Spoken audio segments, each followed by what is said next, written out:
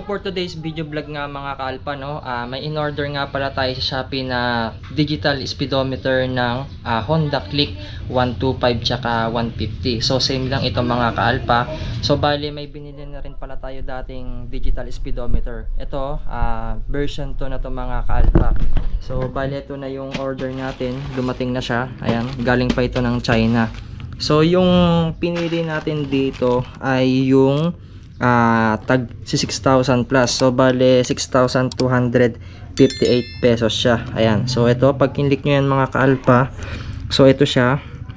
May pagpipilian po kayong variant dyan, no? So bale wala na yung tag po 4,000. So bale 9 stock na lang siya. Ayan. So bale 200 plus yung shipping fee niya. So ito may GPS card pa siya, tapos meter and tire pressure. So try natin ito kung legit nga siya, no? So dito mga kaalpa, bale plug and play na lang ito. So bali ganito yung itsura niya mga kaalpa. Ayan. So matagal din bago dumating ito. Siguro mga 6 days bago dumating. So ito yung tire pressure monitoring niya tsaka GPS card. So check natin kung mailalagay pa natin itong components na kasama niya. So ito mga kaalpa, kapag gusto ninyong bilhin, iiwan ko yung link dyan sa baba, no, sa pin comment at dyan sa description box, para pagka gusto ninyong orderin ay rekta Shopee po kayo. So ito mga kaalpa, buksan na natin yung parcel na in-order natin sa Shopee.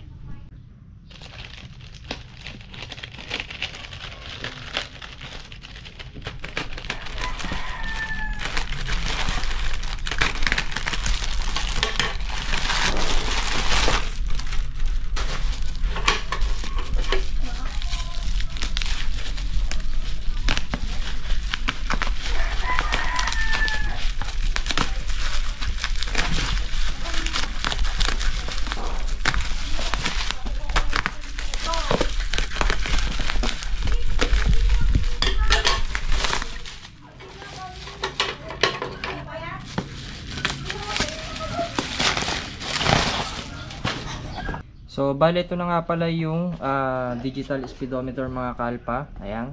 So meron nakalagay dito original quality, tapos moto instrument. Ayan. So bali ganito yung display nya. Napakaganda mga kaalpa, oh. Ayan. So ito yung box nya. Napaka presentable. Ayan. So ito, buksan na natin siya. Ayan. So pagkabukas natin ng box, meron siyang foam dito. Ayan. Tapos ito yung mga kasama niya. Ito yung tire pressure. Siguro may baterya to sa loob, no? Kaya medyo malaki siya. Ayan, tignan natin. So ito yung tools niya.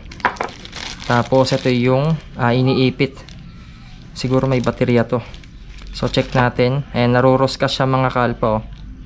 Ayan, may baterya nga siya. So ito yung instrument na gamit nila. Ayan. So pwede nating ilagay ito. So kung ayaw nyo namang ilagay ito, pwede rin naman. So ito yung ilalagay natin sa barbula ng mags natin. So bali 2 piraso to. Meron din siyang lock washer. Ayan. So pag ganyan siya. So bali 2 piraso yan. So ito yung tools niya mga kaalpa. Tapos meron pa siyang map recharge annual card, $9.9. Ayan. So meron kayong i-scan na QR code dito, no? Ayan, takpan na lang natin, baka i-scanin nyo. Ayan. Tapos ito na yung pinaka digital speedometer. Ganda, oh. Ang gwapo. So plug and play na lang din to mga kaalpa. Ayos, oh. Ang angas, oh. Ayan, so plug and play na lang din ito. Wala na kayong wawiringan dito mga kaalpa. Ayan, ito na po siya. So plug and play na lang din. Ang ganda ng speedometer, oh. Ayos. So ito, ikakabit na rin natin siya mga kaalpa, no.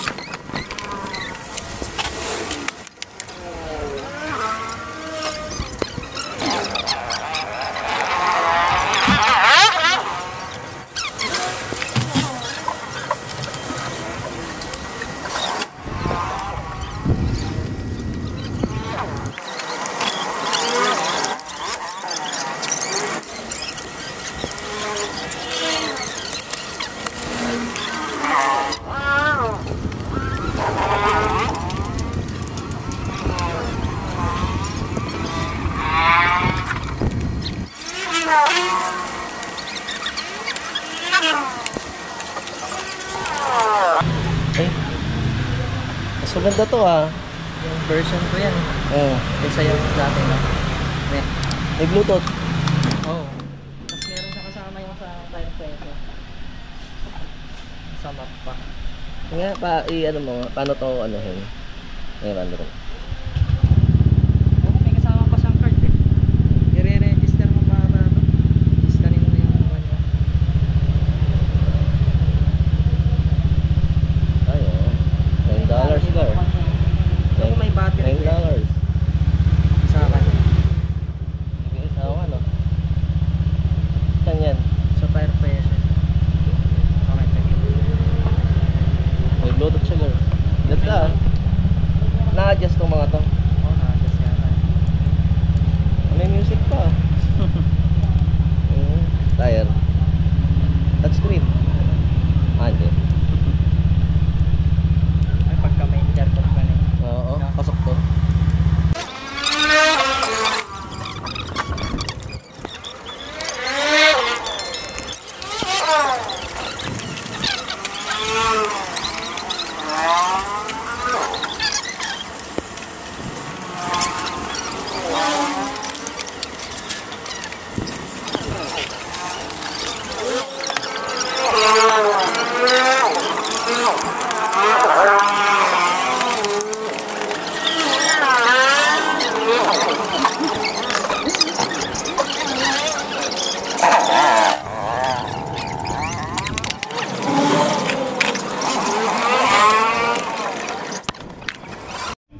So dito nga mga kalpa na install na yung digital speedometer natin na version 2. So ngayon ilalagay natin itong tire pressure sensor nya.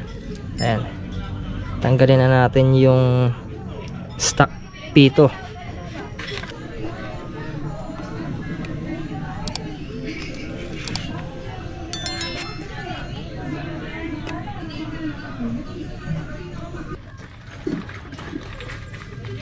Kailangan maigpit na maigpit po ito. Ayan.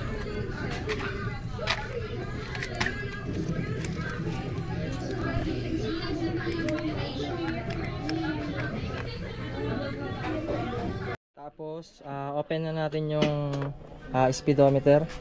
Ayan, ganyan yung animation nya. So, start natin. So, ito, kailangan i-scan natin ito sa cellphone natin para ma-download siya.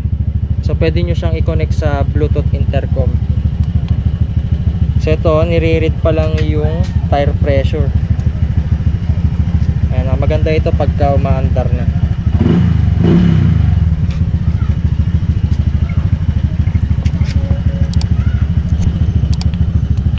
So ito yung music playing nya. Ayan, pwede kayo maglipat-lipat dyan. So dito makikita nyo yung music. Tapos ito sa gilid may nakalagay ditong Bluetooth. Ayan o. So ito, scan natin siya. Ayan. So punta lang kayo ng Google Play. Click lang natin yan. Tapos may i-download tayong app dito. Ayan. So pwede rin siyang i-download sa Google Play. Ayan, i-download na natin siya rito.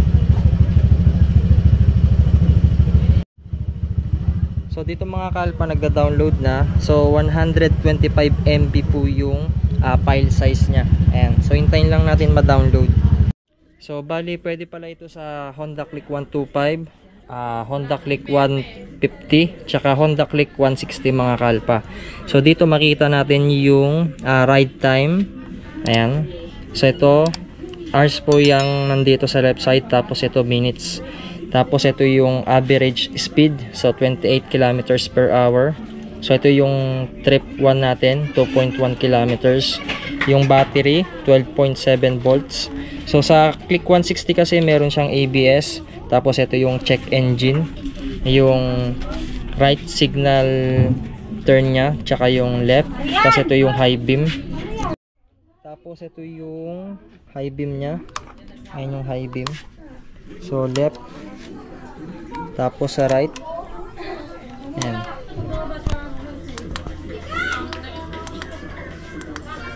So sabi dito sa card, ito notice for use. Sabi niya rito, it will transfer the money from this card into account after redemption. Tapos after redemption, use the account to log in the app. This card is anonymous, not lost, not redeemable. The redemption code expires after use. So ito, i-scan daw natin ito mga ka-alpha. Ayan. Pagka na-download natin yung app, tapos i-scratch natin itong nasa baba, no? So para ma-redeem natin yung $9.9. Ayan, map recharge annual card. So dito mga ka-alpha, na-download na natin yung Tinker Ride app. So ito yung green trip. So install na natin siya. And wait lang natin ma-install para ko-connect tayo dito sa speedometer natin. So open lang natin. So agree lang tayo dito. Skip natin yan. Ayan. So ito, enable mobile phone permission. So i-on lang natin lahat to. Ayan, display over the apps. So may lalabas dyan. Hanapin nyo lang yung apps na dinownload natin. Green tip. So i-allow lang natin yung permission. Tapos unlimited battery optimization. Ayan, on natin.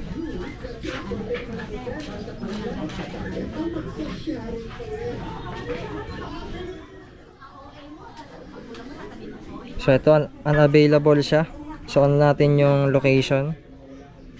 Settings. Allow. And already set na.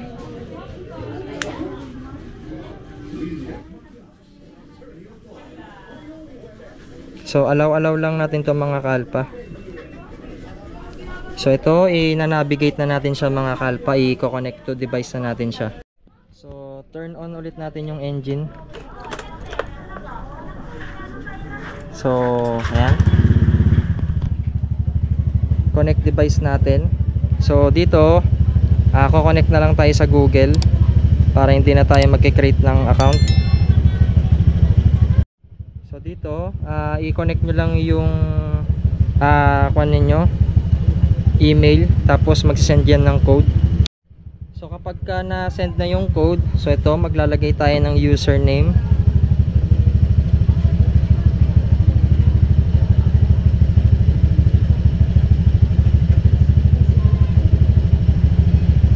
Tapos password. So ikakat ko muna. So ito, na-connect na natin siya mga ka-alpha. Naka-login na tayo. Connect device natin. So on lang natin yung Bluetooth.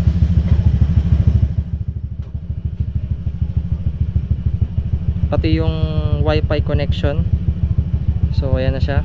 Tap lang natin, tapos i-pair natin.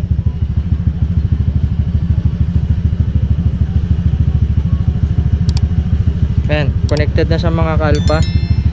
May lumabas na rito, umilaw na yung Bluetooth nya. So tap to settings natin, allow lang natin ito. Ayaw yung sa kanya, no? Sa location. Ayan. So dito, kapag ka nagpatugtog tayo ng music, try natin.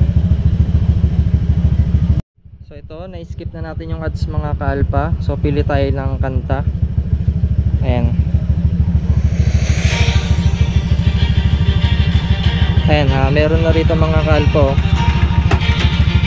So maganda to kapag ka naka-intercom tayo, pag naka-connect siya sa intercom. So dito mga ka-alpha, kinuha lang natin yung intercom. So on lang natin. So ayan, naka-on na. So mag-automatic connect na to sa cellphone natin. Ayan. So dito mo ilagay king. So ayun, ibig sabihin meron na yan mga ka-alpha. So pwede na rin kayo maglipat-lipat dito. Ayan. Hindi ko lang alam kung paano gamitin yung dito. Ayan, pag ilolong press mo siguro to, lilipat yung kanta rito. So kung mapapansin ninyo, dito nagiba rin yung tunog. Hindi ba siya, no?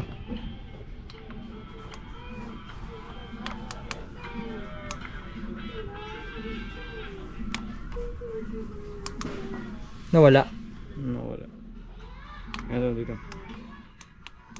Ito, kumakanta na dito. Ha? Kumakanta na dito. Nalilipat dyan, no? Ne.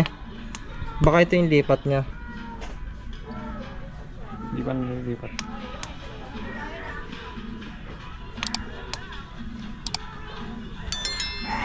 So tama nga yung hinala ko mga kaalpa. So pagka isang pindot dito, ayan, malilipat yung kanta.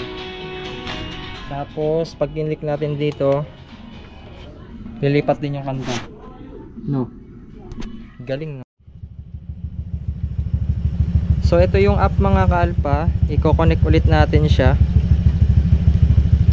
para ma-set up natin yung tire pressure.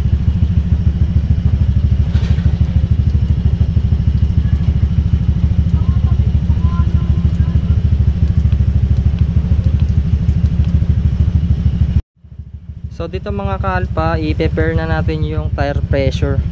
So ito yung sa harap, kanina na-install na natin siya. Ayan, so click nyo lang yung pair front wheel, tapos confirm pairing natin.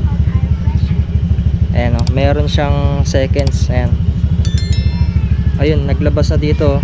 So ito 13 PSI siya, tapos 35 degrees Celsius. So nag-warning siya dito.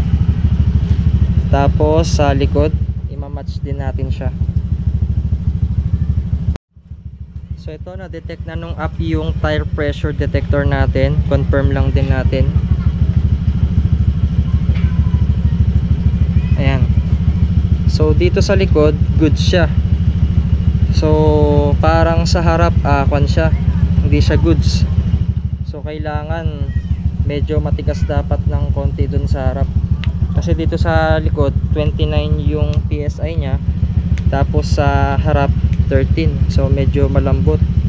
Ayan, so ito po siya mga ka-alpha, goods po siya. Ayan, dito makikita nyo rin siya dito. So dito nga mga ka-alpha, after natin gamitin itong motor natin, so after 2 days na paggamit ng digital speedometer na nabili natin sa Shopee. So ito yung itsura niya kapag kagabi. So ulitin ko mga ka-alpha, dito sa left side, yan po yung left light indicator nya. Tapos ito naman yung sa right. Tapos ito po yung Bluetooth na logo icon nya, tsaka yung sa tire pressure na indicator nya. Tapos ito naman yung sa speedometer nya. Ayan, yung sa speed. So bali wala po siyang RPM. Tapos ito yung kilometers per hour nya. Tapos yung fuel indicator. Ayan. Tapos ito yung odometer nya. And then kapag naka-click 160 po kayo, yung ABS, ito po lalabas po siya.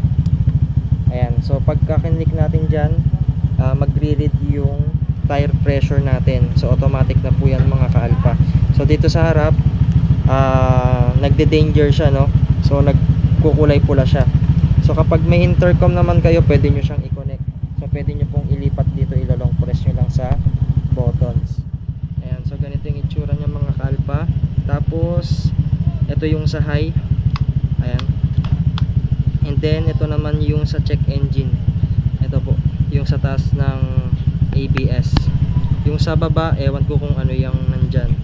Tapos ang disadvantage pala nitong digital speedometer, kapag ka tine-turn off nyo itong key ignition, nawawala yung kwan nya, yung orasan nya. So kailangan mo pa siyang i-manual connect dito. Ayan, kailangan mo pa siyang i-connect dito para lumabas yung orasan dito. Sana yun po yung ayusin nila sa update ng application. So kapag ka kinonect nyo na siya sa Bluetooth, dun po siya lalabas, no? So halimbawa ito, pakita ko lang mga ka-alpha, i-connect natin siya. Ayan, kailangan nyo pang i-on yung app bago lumabas yung orasan dito. Sana automatic na lang siya, no? So ito, hindi ko pa ganong nagagamay yung mga pasikot-sikot dito, kasi ito lang naman yung mga kakalikutin. Ayan. So dito Di ko alam kung paano yung magre-reset dito sa may button nya, kasi nilong press ko na rin dito, ayaw pa rin, yung dalawa rito ayaw mag-reset. So pagka dino-double press natin siya, long press, pumupunta siya dun sa may music, sa music playing. So kailangan i-reset mo pa siya rito. Ayan o, dito mo siya i-reset. Ayan o, sub mileage has been reset. Pero dito yung mga trip kilometers nya, hindi siya nare-reset. Tapos dito nga mga ka-alpha, papakita ko nga pala sa inyo yung itsura niya kapag gabi, pagka nagda-drive kayo, no? So para sa akin medyo maliit yung display niya rito, naliliitan ako. So try na natin.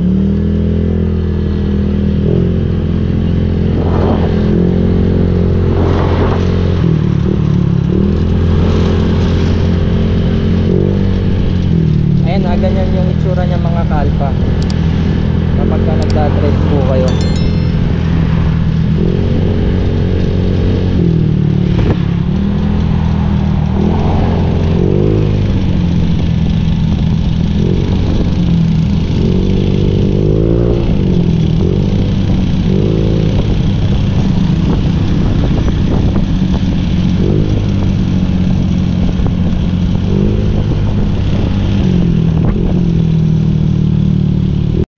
Tapos yung harness review ko pala rito sa fuel indicator nya, hindi po siya accurate mga kalpa. So sana mabago po nila yun sa update. So kukontakin ko yung seller nito, sana mabago po nila yung update dito sa app, pati dito sa kanya, sa mismong digital speedometer. Hindi po accurate yung fuel indicator, no? Pero all goods naman po sa mga iba pang features nito, katulad ng ride time, average speed, trip meter, tapos sa battery. Ayan, goods na goods po siya mga ka-alpha. So sana sa susunod na update din meron na rin yung tawag dito, manual reset, tsaka automatic yung pag-connect sa Bluetooth. Ang hindi ko lang din nagustuhan dito mga ka-alpha, wala siyang fuel consumption dito sa gasolina natin. So hindi natin malalaman kung matipid ba yung motor natin kapag ka nag-tune tayo ng CVT or matakaw siya sa gas, no? So yun sana yung i-improve pa nila, no? Yun po yung harness review ko dito. Pero sa display naman, all goods po lahat. Napakaganda, medyo maliliit lang yung detalye. Sana itong kwan dito nilakyan pa nila, no? Yung sa bandang left side, napakaliit lang kung tutusin sa personal. So yun mga ka-alpha, kakauwi lang natin, no? Na full review na natin itong version 2 na digital speedometer. Napakaganda ng display, panalo. Yun lang, medyo maliliit yung mga details niya mga ka-alpha, pero sa personal napakaganda nito. So yun lang yung mga gusto kong i-improve ng digital speedometer na to, no? So kung gusto niyo ninyong umorder mga ka-alpha, iwan ko yung link diyan sa baba, no, sa pin comment at diyan sa description box, para pagka gusto ninyong umorder ay rekta Shopee na po kayo. So ulitin ko mga ka-alpha, nabili ko ito kay doubleBubbleWrap.ph sa halagang 6,258 pesos. And Shopee Pay yung ginamit ko dito, kaya 60 pesos lang yung binayad ko dun sa pinaka final, no? So ayan, napakaganda nito mga ka-alpha, plug and play. Kung ano po yung nakikita ninyo dito sa screen ng Shopee, ay yan na yan po yung matatanggap ninyo, katulad ng nandito mga ka-alpha, all goods. So i-chat ko yung seller, sana magbigay sila ng update dito. Total may application naman dun sa mismong app. Yan, napakaganda nito. Safe na safe po yung motor ninyo kapag meron po kayong tire pressure indicator. So ulitin ko, medyo pricey siya ng konti compared dun sa version 1 ng digital speedometer nila, no? At dito na nga po magtatapos yung video vlog unboxing and full review natin ng version 2 na digital speedometer ng Honda Click 125, 150 tsaka 160 mga kalpa, no? At maraming salamat sa walang sawang suporta ninyo mga kalpa. So bibili pa tayo ng mga ganitong mga speedometer at magbablog pa tayo ulit, no? So wag po kayong magsasawa mga kalpa, and thanks for watching. I know gold is not